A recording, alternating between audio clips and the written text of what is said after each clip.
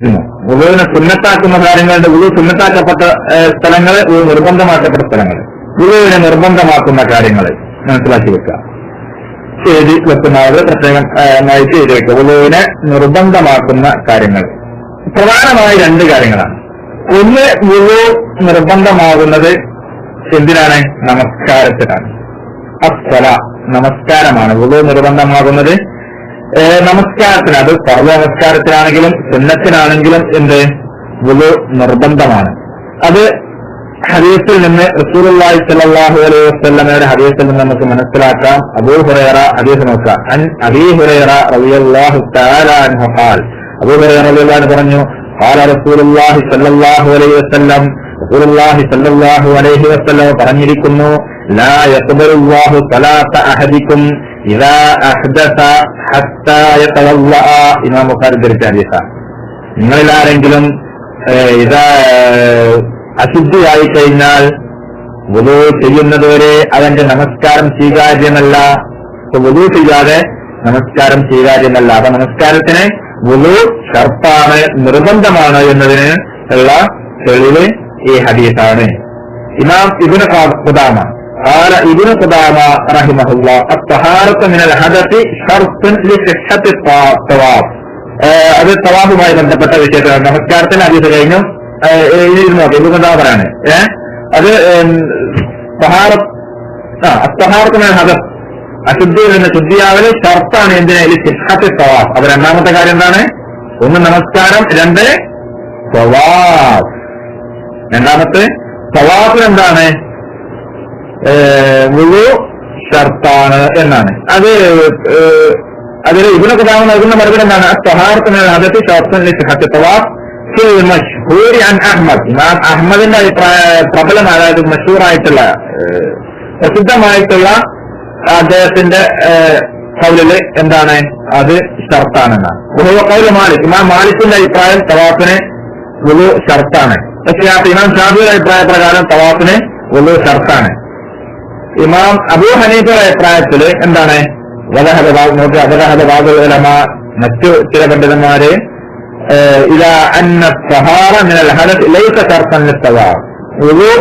അത് അശുദ്ധിയിൽ നിന്ന് ശുദ്ധിയാവല് തവാഫിന് ഷർത്തല്ല എന്ന് ചില പണ്ഡിതന്മാര് പറഞ്ഞിട്ടുണ്ട്, അഭിപ്രായപ്പെട്ടിട്ടുണ്ട്. അബൂ ഹനീഫ, അത് അബൂ ഹനീഫ റഹ്മത്തുള്ളാഹി അലൈഹിയുടെ അഭിപ്രായം എന്താ? തവാഫ് ചെയ്യാൻ വുളു വേണ്ടതില്ല എന്നാണ്.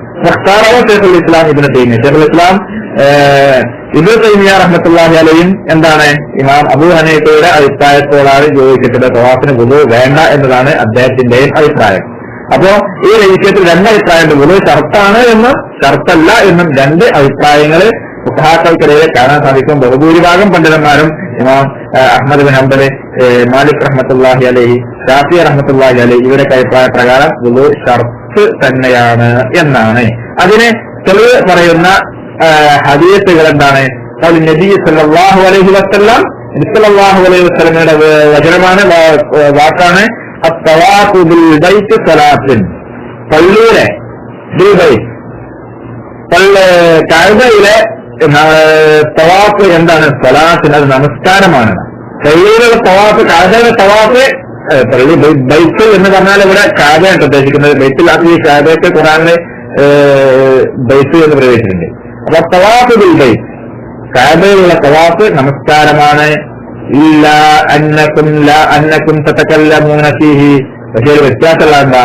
തവാഫും നമസ്കാരം തമ്മിലുള്ള വ്യത്യാസം, തവാഫിൽ നമുക്ക് സംസാരിക്കാം, തവാഫിൽ എന്ത് ചെയ്യാം? സംസാരിക്കാം എന്നുള്ള വ്യത്യാസം തന്നെ ഉള്ളൂ. നമസ്കാരത്തെ എന്ത് ചെയ്യാൻ പാടില്ല? നമുക്ക് സംസാരിക്കാൻ പാടുള്ളതല്ല എന്നർത്ഥം. ഈ ഒരു വ്യത്യാസമുള്ളൂ, മറ്റു വ്യത്യാസങ്ങളില്ല എന്ന്. അപ്പൊ അതില് എന്തില്ല? തവാഫിന് വുളു വേണം എന്ന് തെളിവ് പറയുന്നത് നമസ്കാരത്തിന് വുളു വേണം, അതുകൊണ്ട് തവാഫിനും വുളു വേണം എന്ന് നാം തുർമുദി 960 നമ്പറിൽ ഉദ്ധരിച്ച ഹദീസാണ്. ഷേഖ് നാസിറുദ്ദീൻ അൽബാനി തന്റെ ഇർവാഉൽ ഖലീലിൽ 121 നമ്പറായിട്ട് കൊടുത്തതായിട്ട് കാണാൻ സാധിക്കും. അപ്പോ അതിന് തെളിവ് അതാണ് ഷർത്താണ് എന്നതിനുള്ള തെളിവ് ഒന്നതാണ്. മറ്റൊരു ഹദീസ് ഇമാം ബുഖാരി മുസ്ലിം ധരിച്ച ഹദീസില് സ്ഥിരപ്പെട്ടതാണ്. ആയിഷ റളിയല്ലാഹു തആല അൻഹാ ആയിഷ റളിയല്ലാഹു തആല നേതൃത്വത്തിൽ റിപ്പോർട്ട് ചെയ്യുന്ന ഹദീസ്, ലമ്മാ അറാദ സല്ലല്ലാഹു അലൈഹി വസല്ലമ അൻ യതൂഫ തവല്ലഅ. റസൂലുള്ളാഹി സ്വല്ലല്ലാഹു അലൈഹി വസല്ലമ തവാഫ് ചെയ്യാൻ ഉദ്ദേശിച്ചപ്പോൾ റസൂലുള്ളാഹി വുളു ചെയ്തു എന്ന് ഹദീസിൽ കാണാൻ സാധിക്കും. അപ്രകാരം റസൂൽ തന്നെ പറഞ്ഞു, ഖുദൂ അന്നീ മനാസികക്കും, നിങ്ങളുടെ ഹജ്ജിന്റെ കർമ്മങ്ങൾ, ഉംറയുടെ കർമ്മങ്ങൾ നിങ്ങൾ പഠിച്ചുകൊള്ളുക. ഇമാം മുസ്ലിം ഉദ്ധരിച്ച ഹദീസ്. അപ്പോ ഹജ്ജിന്റെ ഉംറയുടെ കർമ്മങ്ങളൊക്കെ റസൂൽ പഠിക്കണമെങ്കിൽ റസൂൽ പറഞ്ഞതെന്താണ്? റസൂൽ ചെയ്തെന്താണ്? തവാഫ് ചെയ്യാൻ റസൂൽ വുളു ചെയ്തു എന്ന് ആയിഷ റളിയല്ലാഹു അൻഹ, പ്രവാചകന്റെ പ്രിയ പത്നി ആയിഷ റളിയല്ലാഹു തആല അൻഹ പറയുകയാണ്. അപ്പോ അത് മറ്റൊരു ഹദീസ് ഇതാണ്. മറ്റൊരു മൂന്നാമത്തെ ഹദീസ് ഈ വിഷയത്തിൽ ഷർത്താണ് എന്നതിന് തെളിവ് പറയുന്നത് സഹീഹിൽ തന്നെ ബുഖാരിയിൽ മുസ്ലിമും എന്ന ഒരു ഹദീസാണ്. അന്ന നബി സല്ലല്ലാഹു അലൈഹി വസല്ലം ഖാല ലി ആയിഷ, ആയിഷ റളിയല്ലാഹു തആല അൻഹയോട് റസൂൽ പറഞ്ഞു, എന്റെ ആയിഷ റളിയല്ലാഹു തആല അൻഹയ്ക്ക് ഹൈള വന്ന സമയത്ത്, ഹൈളായ സമയത്ത്, എന്റെ മക്കയിൽ വെച്ച് ഹജ്ജിന്റെ സമയത്ത് ഹൈളായപ്പോ എന്ത് പറഞ്ഞു? ശുദ്ധിയിലാണ് ആയിഷ. അപ്പോ അതുകൊണ്ട് ഹാജിമാർ ചെയ്യുന്നത് എന്തെല്ലാം അതെല്ലാം നീ ചെയ്തു കൊള്ളുക.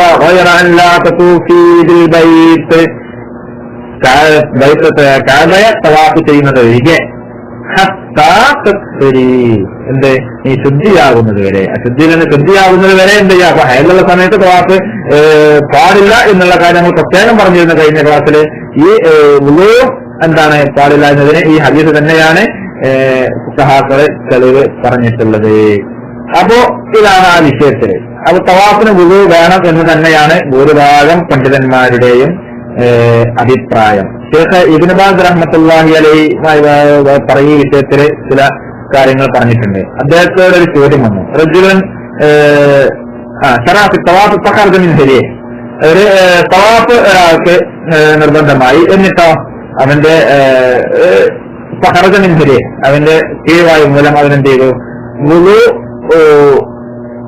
കീഴ്വായു സംഭവിച്ചു. ഹൽ യൽസമുഹു ഖത്ഉ തവാഫുഹു ഔ അം യസ്തമർ, അപ്പൊ അവന്റെ തവാഫ് സ്റ്റോപ്പ് ചെയ്യണോ അതല്ല തുടർന്ന് പോണോ? തവാഫിന്റെ ഇടയിൽ വുളു ചെയ്തു, എന്നിട്ട് എന്ത് ചെയ്തു? അതിന് വുളു പോയി കഴിഞ്ഞാൽ എന്ത് ചെയ്യണം? ആ വുളു തുടരണോ അതോ തവാഫ് തുടരണോ അതോ സ്റ്റോപ്പ് ചെയ്യണോ എന്ന് ചോദിച്ചു. ഇബ്നു ബാസ് റഹ്മത്തുള്ളാഹി നൽകുന്ന മറുപടിയാണ്, ഇദാ അഹ്ദസൽ ഇൻസാൻ ഫി തവാഫ്, ഒരു മനുഷ്യൻ തവാഫിൽ അശുദ്ധിയായി കഴിഞ്ഞാൽ, ഗിരീഹിൻ ഔ ബൗലിൻ ഔ മനിയിൻ ഔ മസ്സി ഫർജിൻ ഔ മാ അശ്ബഹ ദാലിക, ഏതൊക്കെ രൂപത്തില്? ഒന്ന് സ്മെല്ല്, അതായത് കീഴ്വായു മൂലമോ, ഔ ബൗലിൻ അതല്ലെങ്കിൽ മൂത്രം മൂലമോ, ഔ മനിയിൻ അതല്ലെങ്കിൽ മനിയ് മൂലമോ, ഔ മസ്സി ഫർജിൻ അതല്ലെങ്കിൽ ഗുഹ്യസ്ഥാനം സ്പർശിക്കൽ മൂലമോ, ഔ മാ അശ്ബഹ ദാലിക അതിനോടുമായി ബന്ധപ്പെട്ട മറ്റു വിഷയങ്ങൾ മൂലമോ ആരുടെയെങ്കിലും വുളു നഷ്ടപ്പെട്ടു പോയാൽ ഇൻഖതഅ തവാഫുഹു, അവന്റെ തവാഫ് എന്ത് ചെയ്തു? ഇൻഖതഅ മുറിഞ്ഞുപോയി, അവന്റെ തവാഫ് മുറിഞ്ഞുപോയി, സ്റ്റോപ്പായിപ്പോയി എന്നർത്ഥം. സത്സലാത്തി, നമസ്കാരത്തെ പോലെ. നമസ്കാരത്തിന്റെ ഇടയിൽ വുളു പോയി കഴിഞ്ഞാൽ എന്തായി? ആ നമസ്കാരം മുറിഞ്ഞു പോകുന്നത് പോലെ തവാഫിന്റെ ഇടയിൽ വുളു പോയി കഴിഞ്ഞാൽ ആ തവാഫ് മുറിഞ്ഞു പോയി. എന്നിട്ടോ യദ്ഹബു, അവന് പോയി, യതതഹറു, അവന് ശുദ്ധിയായി വരിക. സുമ്മയസ്ത, ഇനിയിപ്പോ തവാഫ് പിന്നീട് അവനെന്ത് ചെയ്യുക? തവാഫ് തുടരുക, പൂർത്തിയാക്കുക. ഹാദാ ഹുവ സഹീഹ്, ഇതാണ് ശരിയായിട്ടുള്ള അഭിപ്രായം. പണ്ഡിതന്മാരുടെ സൂക്ഷ്മത നോക്കുക. എന്നിട്ട് അത് മാത്രം ഇതന്നെ തെറ്റി എന്ന് പറയാൻ അവസാനിപ്പിച്ചില്ല. ഈ വിഷയത്തിൽ, ഈ മസലയിൽ എന്തുണ്ട്? ഖിലാഫ്, അഭിപ്രായ വ്യത്യാസമുണ്ട് പണ്ഡിതന്മാർക്കിടയിൽ. ലാകിൻ ഹാദാ ഹുവ സവാബ്, ഇതാണ് ശരി. തവാഫ് സ്വലാത്ത് ജമീഅൻ, നമസ്കാരത്തിനും തവാഫിലൊക്കെ നമുക്ക് സ്വീകരിക്കാൻ പറ്റുന്ന മാർഗം അഫ്ളലായിട്ടുള്ളത്. ഇതെന്താണ്? അത് ഷർത്താണ് എന്ന് തന്നെയാണ് മനസ്സിലാക്കി വെക്കേണ്ടത് എന്ന്. ഈ ഖൗലിൻ നബി സല്ലല്ലാഹു അലൈഹി വസല്ലം, അതിന് എന്താ കാരണം? റസൂലുള്ളാഹി സ്വല്ലല്ലാഹു അലൈഹി വസല്ലം പറഞ്ഞിട്ടുണ്ട്, ഇദാ ഫസാ അഹദകും ഫി സ്വലാത്തി ഫൽയൻസരിഫ് വൽയതവല്ല വൽയുഇദ് സ്വലാത്ത്. റസൂലുള്ളാഹി പറഞ്ഞു, നിങ്ങൾ ആരെങ്കിലും നമസ്കാരത്തിന്റെ സമയത്ത് വുളു നഷ്ടപ്പെട്ട് കഴിഞ്ഞാൽ ഫൽയൻസരിഫ്, അവന് തിരിഞ്ഞു പോയിക്കൊള്ളട്ടെ, വൽയതവല്ല, അവൻ വുളു ചെയ്ത് കൊള്ളട്ടെ, വൽയുഇദ് സ്വലാത്ത്, നമസ്കാരം മടക്കി നിർവഹിച്ചു കൊള്ളട്ടെ എന്ന് അബൂ ദാവൂദ് ഇമാം അബൂ ദാവൂദ് ഉദ്ധരിച്ച ഹദീസിൽ കാണാൻ സാധിക്കും. ഇബ്നു ഖുസൈമ ഇമാം ഇബ്നു ഖുസൈമ റഹ്മത്തുള്ളാഹി അലൈഹി ഈ ഹദീസിനെ സഹീഹാക്കിയിട്ടുണ്ട്. അപ്പോ വത്തവാഫു മിൻ ജിൻസി സ്വലാത്തി ഫിൽ ജുംല, അതായത് ഒറ്റ കാര്യത്തിൽ പറയുകയാണെങ്കിൽ തവാഫ് എന്താണ്? മിൻ ജിൻസി സ്വലാ, നമസ്കാരത്തിന്റെ ഇനത്തിൽ തന്നെ പെട്ടതാണ് എന്ന്. എന്റെ ശബ്ദം ക്ലിയർ ആണല്ലേ? കേൾക്കുന്നതല്ലേ? അപ്പൊ ഇത് ശേഖ് ഇബ്നു ബാസ് റഹ്മത്തുള്ളാഹി അലൈഹി തന്റെ മജ്മൂ ഫതാവയിൽ ഉദ്ധരിച്ച കാര്യങ്ങളാണ്. അപ്പോ ഇത് ഞാൻ പണ്ഡിതന്മാർ പറയുന്നത് പോലെ ഇതിൽ ഫീഹി ഖിലാഫ്, അതിൽ അഭിപ്രായ വ്യത്യാസമുണ്ട്. പക്ഷേ അസ്സവാബ് ഏറ്റവും ശരിയായിട്ടുള്ള രൂപം അതിനെന്താണ്? അൽവുദൂഉ ശർത്തുൻ ലിസിഹ്ഹത്തി തവാഫ് എന്ന് ശേഖ് ഇബ്നു ബാസ് റഹ്മത്തുള്ളാഹി അലൈഹി നൽകുന്ന മറുപടിയാണ്. പിന്നെ അപ്പോ ഇസ്രായേലിന് ഇത് ബാധകല്ല. ഞങ്ങളുടെ പല ക്ലാസുകളിലും ആളുകൾ ചോദിച്ചതാണ്, കഴിഞ്ഞ ക്ലാസ്സിലും അതിന് മുമ്പത്തെ ക്ലാസ്സിലൊക്കെ നൽകിയ മറുപടിയാണ് എന്ത്? സായിയുമായി ബന്ധപ്പെട്ട് പറയുകയാണെങ്കിൽ എന്താണ്? ശേഖ് ഇബ്നു ബാസ് തന്നെ പറയാണ്, ഫലാ യുസ്തറതു ഫീഹിൽ വുളൂ, അതിനെന്തില്ല? വുളൂ എന്താവില്ല, അതില് ഷർത്തല്ല. ഏതിന്? മദ്ഹബുൽ അഇമ്മത്തുൽ അർബഅ, അത് 4 മദ്ഹബിന്റെ ഇമാമുമാർക്കും എന്താണ് ഈ വിഷയം തന്നെയാണ്. സായിന് വുളൂ ഷർത്തല്ല എന്നുള്ളത്.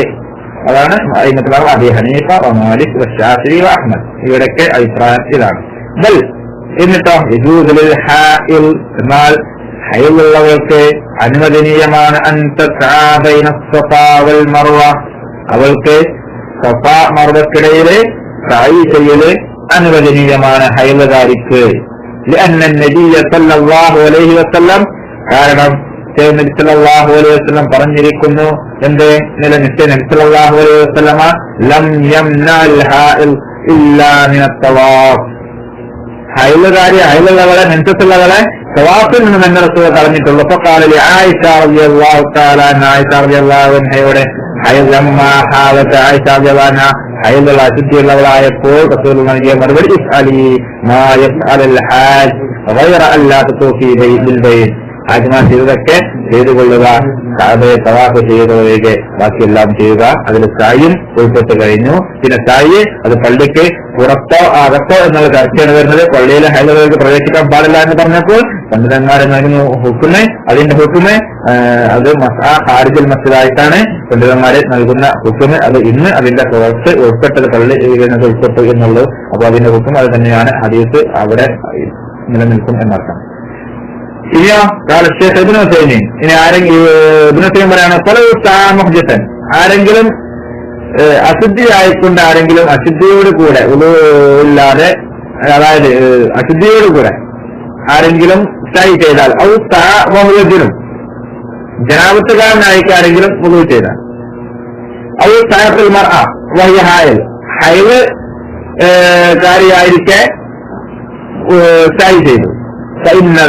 അപ്പൊ ഹൈലുള്ള സമയത്ത് ജനാപത്തുള്ള സമയത്ത് അതിൽ വുളൂഇല്ലാത്ത സമയത്ത് ആരെങ്കിലും സായി ചെയ്താൽ മുജ്സിഉൻ, അത് അനുവദനീയമാണ്. ലാകിന്നൽ അഫ്ളൽ, എന്നാൽ പക്ഷേ ഏറ്റവും ഏറ്റവും ശ്രേഷ്ഠം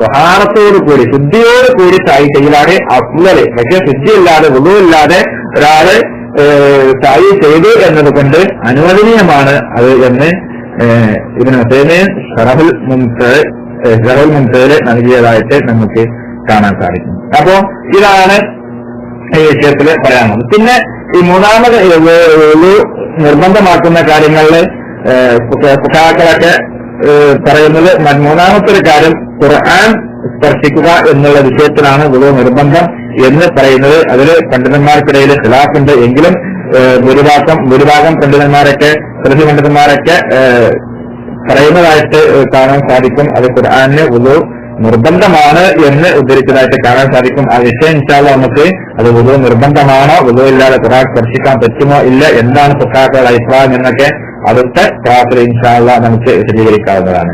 ഇത് വുളൂ നിർബന്ധമാക്കുന്ന കാര്യങ്ങള് പ്രധാനമായിട്ട് 2 കാര്യങ്ങളാണ്. മൂന്നാമത്തെ ഖുർആൻ സ്പർശിക്കുക എന്നുള്ള വിഷയം എന്ത് ചെയ്യുന്നുണ്ട്, പണ്ഡിതന്മാര് ഉദ്ധരിക്കുന്നുണ്ട്. 3 കാര്യങ്ങൾ പ്രത്യേകം മനസ്സിലാക്കി വെക്കാം.